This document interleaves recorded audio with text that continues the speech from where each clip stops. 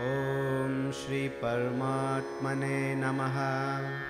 अथ श्री विष्णुसहस्रनामस्तोत्रम्।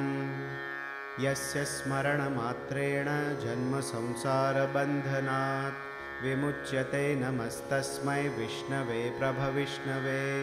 नमः समस्तभूतानामादिभूताय भूभृते अनेकरूपरूपाय विष्णवे प्रभविष्णवे। वैशम्पायन उवाच श्रुत्वा धर्मानशेषेण पावनानि च सर्वशः युधिष्ठिरः शान्तनवं पुनरेवाभ्यभाषत।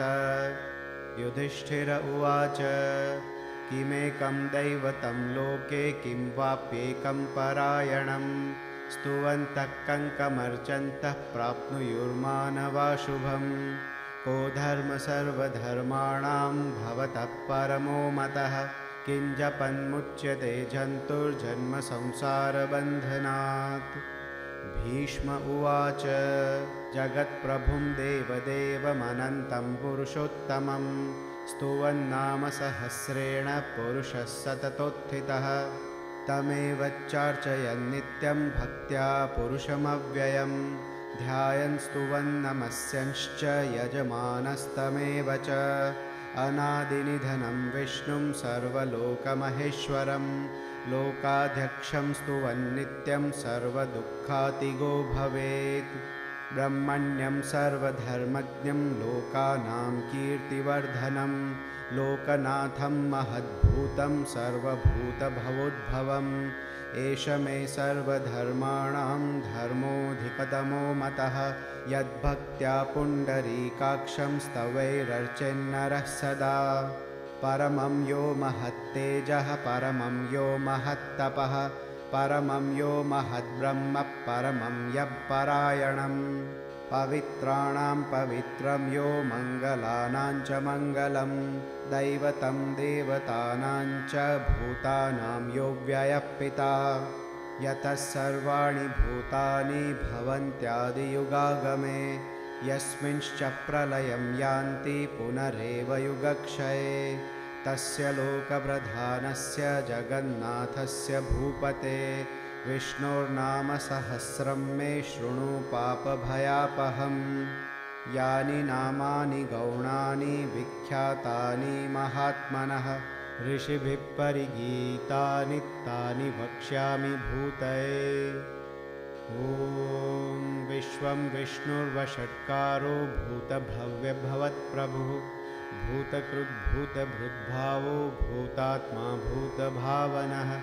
भूतात्मा परमात्मा च मुक्तानां परमागतिः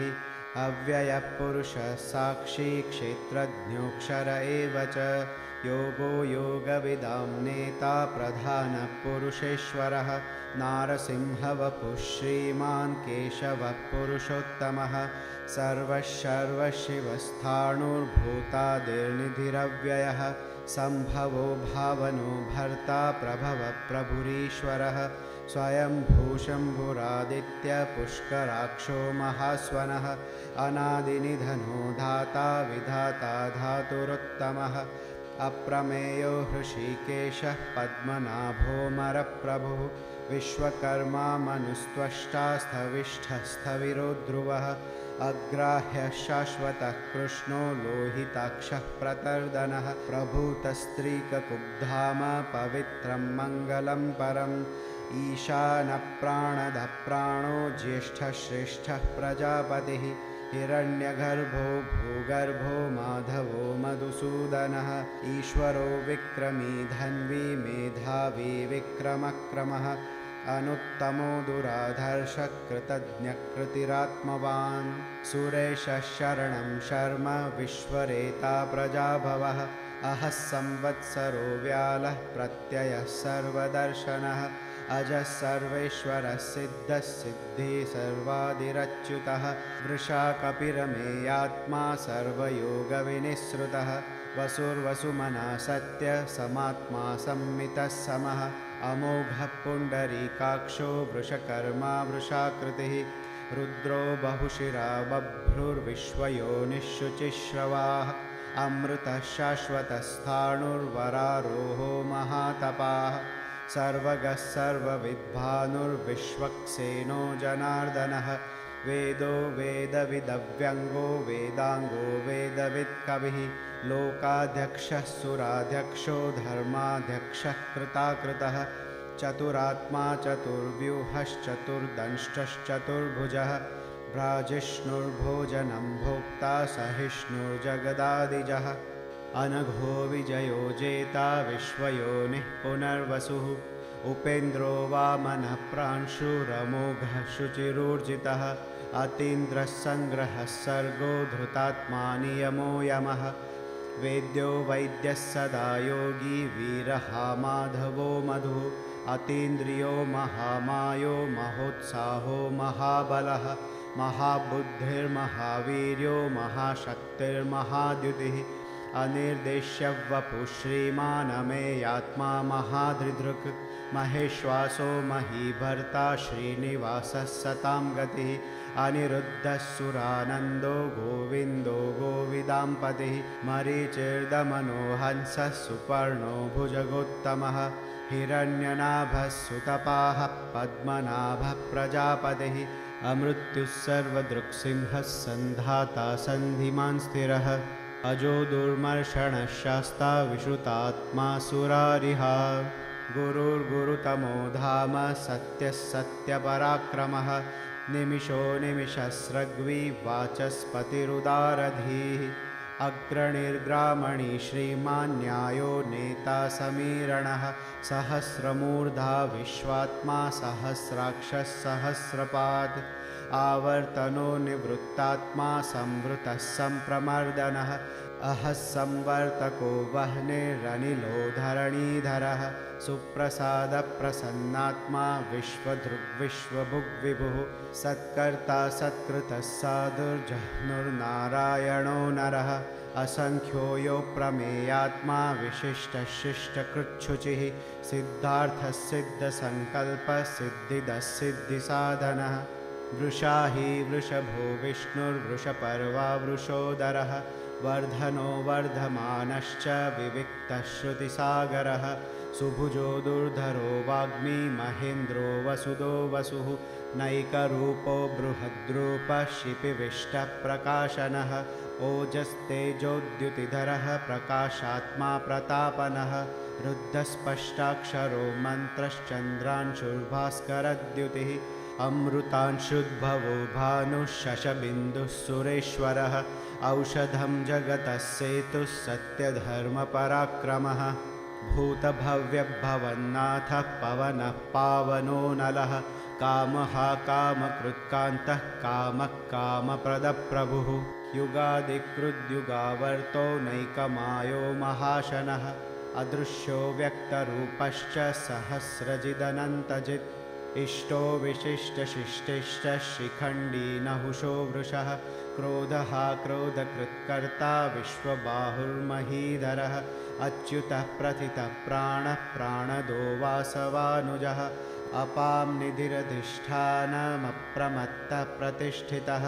स्कन्दस्कन्दधरो धुर्यो वरदो वायुवाहनः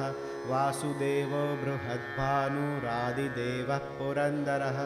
अशोकस्तारणस्तारः शूरः शौरिर्जनेश्वरः अनुकूलः शतावर्तः पद्मी पद्मनिभेक्षणः पद्मनाभोरविन्दाक्ष पद्मगर्भः शरीरभृत् महर्धिर्रुद्धो वृद्धात्मा महाक्षो गरुडध्वजः अतुलः शरभो भीमः समयज्ञो हविर्हरिः सर्वलक्षणलक्षण्यो लक्ष्मीवान् समितिञ्जयः वीक्षरो रोहितो मार्गो हेतुर्दामोदरः सः महीधरो महाभागो वेगवानमिताशनः उद्भवक्षोभणो देवः श्रीगर्भः परमेश्वरः करणं कारणं कर्ता विकर्ता गहनो गुहः व्यवसायो व्यवस्थानः संस्थानस्थानदो ध्रुवः परर्धिः परमस्पष्टस्तुष्टः पुष्टः शुभेक्षणः रामो विरामो विरतो मार्गो नेयो नयो नयः वीरः शक्तिमतां श्रेष्ठो धर्मो धर्मविदुत्तमः वैकुण्ठः पुरुषः प्राणः प्राणदः प्रणवपृथुः हिरण्यगर्भः शत्रुघ्नो व्याप्तो वायुरधोक्षजः ऋतुः सुदर्शनः कालः परमेष्ठी परिग्रहः उग्रः संवत्सरो दक्षो विश्रामो विश्वदक्षिणः विस्तारस्थावरस्थाणु प्रमाणं बीजमव्ययम् अर्थोऽनर्थो महाकोशो महाभोगो महाधनः अनिर्विण्णस्थविष्ठो भूर्धर्मयूपो महामखः नक्षत्रनेमिर्नक्षत्री क्षमक्षामः समीहनः यज्ञ इज्यो महेज्यश्च क्रतुः सत्रं सतां गतिः सर्वदर्शी विमुक्तात्मा सर्वज्ञो ज्ञानमुत्तमम् सुव्रतः सुमुखः सूक्ष्मः सुघोषः सुखदः सुहृद् मनोहरो जितक्रोधो वीरबाहुर्विदारणः स्वापनस्ववशो व्यापी नैकात्मा नैककर्मकृद् वत्सरो वत्सलो वत्सी रत्नगर्भो धनेश्वरः धर्मगुब्धर्मकृद्धर्मी सदसच्छरमक्षरम् अविज्ञाता सहस्रांशुर्विधाता कृतलक्षणः गभस्तिनेमिः सत्त्वस्थः सिंहो भूतमहेश्वरः आदिदेवो महादेवो देवेशो देवभृद्गुरुः उत्तरो गोपतिर्गोप्ता ज्ञानगम्यपुरातनः शरीरभूतभृद्भोक्ता कपीन्द्रो भूरि दक्षिणः सोमपो मृतपः सोमः पुरुजित्पुरुषत्तमः विनयो जय सत्यसन्धो दाशार्हः सात्वतां पतिः जीवो विनयिता साक्षी मुकुन्दोमितविक्रमः अम्भो निधिरनन्तात्मा महोदधिशयोऽन्तकः अजो महार्ह स्वाभाव्यो जितामित्रप्रमोदनः आनन्दो नन्दनो नन्दः सत्यधर्मा त्रिविक्रमः महर्षिकपिलाचार्य कृतज्ञो मेदिनीपतिः त्रिपदस्त्रिदशाध्यक्षो महाशृङ्गः कृतान्तकृत् महावराहो गोविन्दः सुषेणः कनकाङ्गदी गुह्यो गभीरो गहनो गुप्तश्चक्रगदाधरः वेदास्वाङ्गो जितकृष्णो दृढसङ्कर्षणोच्युतः वरुणो वारुणो वृक्षः पुष्कराक्षो महामनाः भगवान् भगहानन्दी वनमाली हलायुधः आदित्यो ज्योतिरादित्यः सहिष्णुर्गतिसत्तमः सुधन्वाखण्डपरशुर्दारुणो द्रविणप्रदः दिवस्पृक्सर्वदृग्व्यासो वाचस्पतिरयो निजः त्रिसामासामगः सामनिर्वाणं भेषजं विशक् सन्न्यासकृच्छमः शान्तो निष्ठा शान्तिः परायणं शुभाङ्गशान्तिदस्रष्टा कुमुदः कुवलेशयः गोहितो गोपतिर्गोप्ता वृषभाक्षो वृषप्रियः अनिवर्ति निवृत्तात्मा संक्षेप्ता क्षेमकृच्छिवः श्रीवत्सवक्षा श्रीवासः श्रीपतिः श्रीमताम्बरः श्रीधः श्रीशः श्रीनिवासः श्रीनिधिः श्रीविभावनः श्रीधरः श्रीकरः श्रेयः श्रीमान् लोकत्रयाश्रयः स्वक्षस्वङ्गः शतानन्दो नन्दिर्ज्योतिर्गणेश्वरः विजितात्मा विधेयात्मा सत्कीर्तिश्छिन्नसंशयः उदीर्णः सर्वतश्चक्षुरनीशः शाश्वतस्थिरः भूषयो भूषणो भूतिर्विशोकशोकनाशनः अर्चिष्मानर्चितः कुम्भो विशुद्धात्मा विशोधनः अनिरुद्धो प्रतिरथः प्रद्युम्नोमितविक्रमः कालनेमिनिहावीरः शौरिः शूरजनेश्वरः त्रिलोकात्मा त्रिलोकेशः केशवः केशिहा हरिः कामदेवः कामपालः कामी कान्तकृतागमः अनिर्देश्य वपुर्विष्णोर्वीरोऽनन्तो धनञ्जयः ब्रह्मण्यो ब्रह्मकृद्ब्रह्मा ब्रह्म ब्रह्मविवर्धनः ब्रह्मविद्ब्राह्मणो ब्रह्मी ब्रह्मज्ञो ब्राह्मणप्रियः महाक्रमो महाकर्मा महातेजा महोरगः महाक्रतुर्महायज्वा महायज्ञो महाहविः स्तव्यस्तवप्रियस्तोत्रं स्तुतिस्तोतारणप्रियः पूर्णः पूरयिता पुण्यः पुण्यकीर्तिरनामयः मनोजवस्तीर्थकरो वसुरेता वसुप्रदः वसुप्रदो वासुदेवो वसुर्वसुमना हविः सद्गतिः सत्कृतिः सत्ता सद्भूतिः सत्परायणः शूरसेनो यदुश्रेष्ठः सन्निवासः सुयामुनः भूता वासो वासुदेवः सर्वासु निलयो नलः दर्पः दर्पदो दृप्तो दुर्धरोऽथापराजितः विश्वमूर्तिर्महामूर्तिर्दीप्तमूर्तिरमूर्तिमान् अनेकमूर्तिरव्यक्तः शतमूर्तिशताननः एको नैकः सबक्कः किं यत्तत्पदमनुत्तमं लोकबन्धुर्लोकनाथो माधवो भक्तवत्सलः सुवर्णवर्णो हेमाङ्गो वराङ्गश्चन्दनाङ्गदी वीरहाविषमशून्यो घृताशीरचलश्चलः अमानीमानदो मान्यो लोकस्वामी त्रिलोकधृक् सुमेधामेधजो धन्यः सत्यमेधाधराधरः तेजो वृषोद्युतिधरः सर्वशस्त्रभृताम्बरः प्रग्रहो निग्रहो व्यग्रो नैकशृङ्गो गदाग्रजः चतुर्मूर्तिश्चतुष्बाहुश्चतुर्व्यूहश्चतुर्गतिः चतुरात्मा चतुर्भावश्चतुर्वेदविदेकपात् समावर्तो निवृत्तात्मा दुर्जयो दुरतिक्रमः दुर्लभो दुर्गमो दुर्गो दुरावासो दुरारिहा शुभाङ्गो लोकसारङ्गसुतन्तुस्तन्तुवर्धनः इन्द्रकर्मा महाकर्मा कृतकर्मा कृतागमः उद्भवः सुन्दरः सुन्दो रत्ननाभः सुलोचनः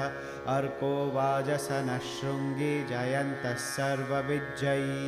सुवर्णबिन्दुरक्षोभ्यः सर्ववागीश्वरेश्वरः महाह्रदो महागर्तो महाभूतो महानिधिः कुमुदः कुन्दरः कुन्दः पर्जन्यः पावनो निलः अमृताशोऽमृतवपुः सर्वज्ञः सर्वतोमुखः सुलभः सुव्रतः सिद्धः शत्रुचिच्छत्रुतापनः न्यग्रोधोदुम्बरुष्वत्थश्चाणूरान्ध्रनिषूदनः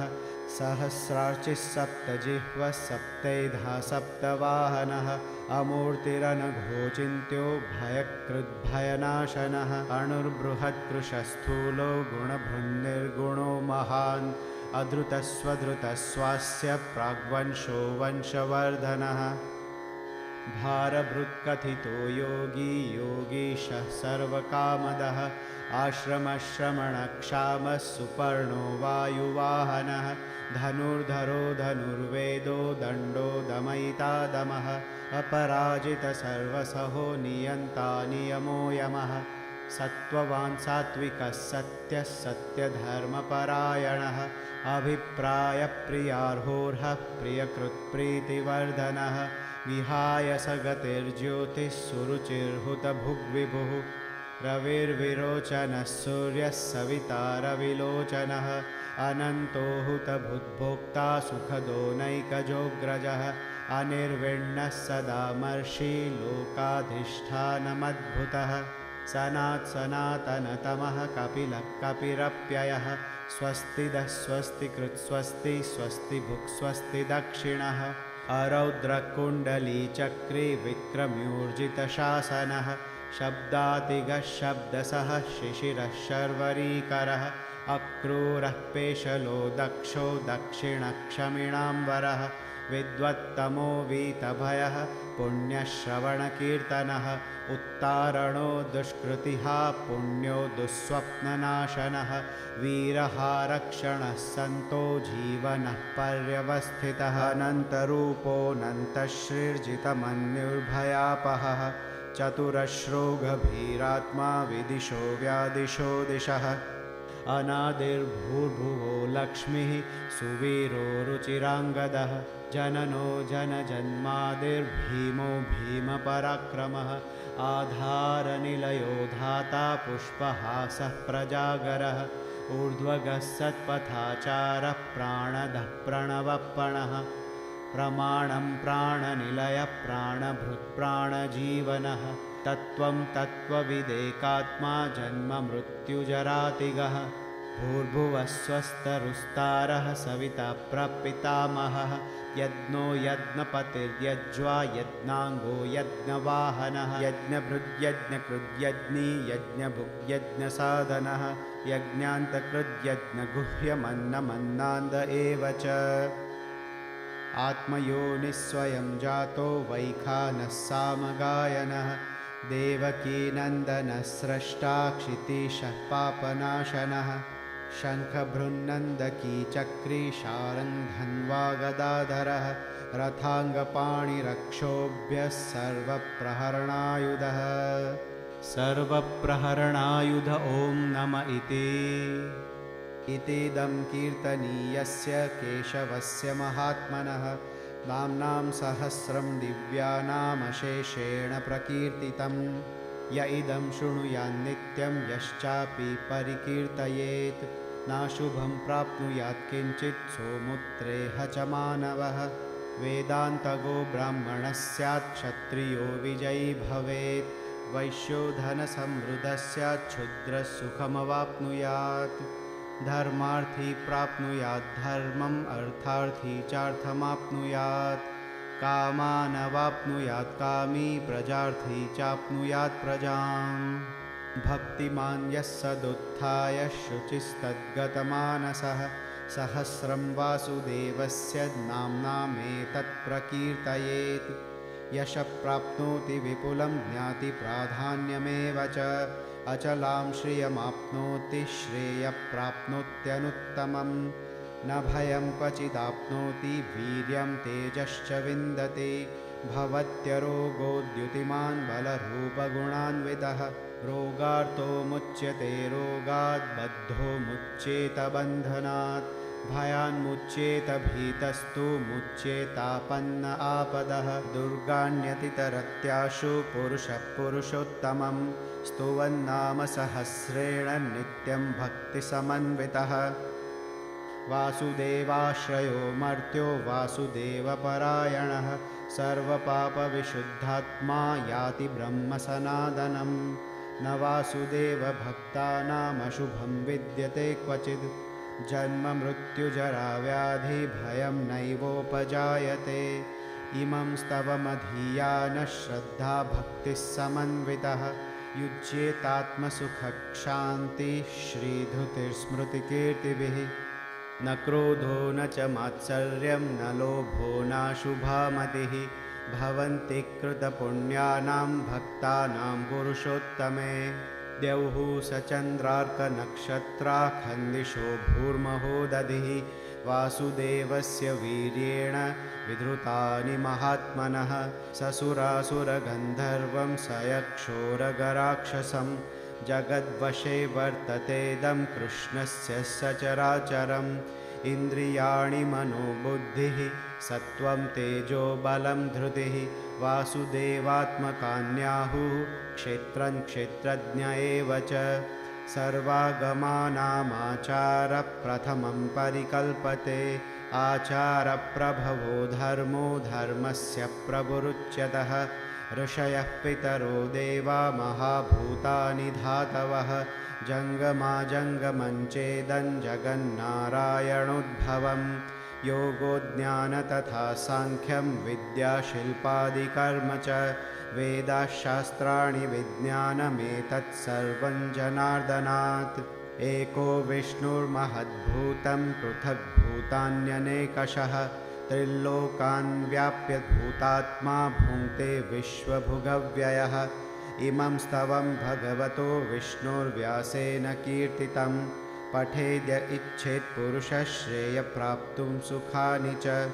विश्वेश्वरमजं देवं जगतः प्रभवाप्ययं भजन्ति ये पुष्कराक्षं न ते यान्ति पराभवम् हरि ओं तत्सत्।